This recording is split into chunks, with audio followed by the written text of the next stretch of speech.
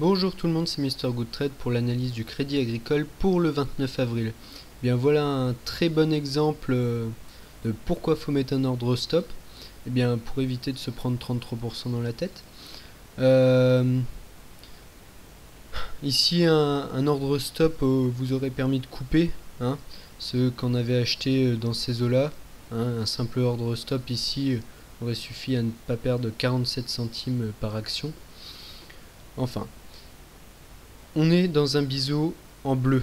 Plus un biseau est pentu, plus c'est probable qu'on sorte par le haut.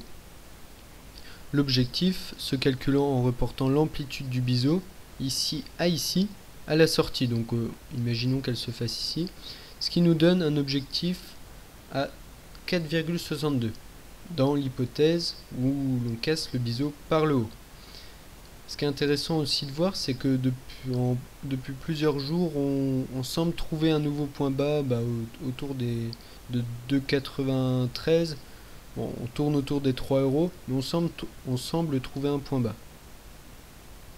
Mais vendredi, on a clôturé sous la moyenne mobile à 7 séances et on est toujours sous la moyenne mobile à 20 séances.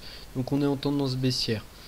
Donc attention quand même, puisque mettez des ordres stop encore, sous 2,93 si vous achetez, n'hésitez pas à en mettre, ça coûte rien.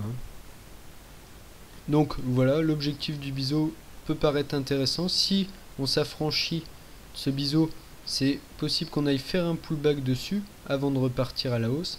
Une grosse résistance nous attend toujours 3,98, ancien plus bas, plus résistance psychologique des 4 euros, etc. Donc attention vraiment à cette résistance, ça ce sera un très bon endroit pour alléger votre position en cas de hausse. Sinon, un petit tour sur les volumes, ils sont énormes, encore et toujours.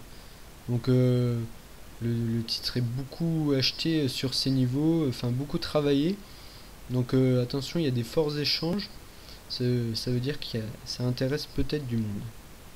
Le William R, rien à dire. Le MACD repasse positif, donc attention, la dernière fois qu'il est repassé positif, il nous a fait une mauvaise blague. Donc voilà, on va espérer que ça marche ce coup-ci. Et le RSI, c'est intéressant, normalement on achète quand le RSI est à 30. Et là on se rend compte qu'il est aux alentours de 30. Donc bon, ça paraît pourquoi pas un trade à tenter d'acheter sur ces niveaux.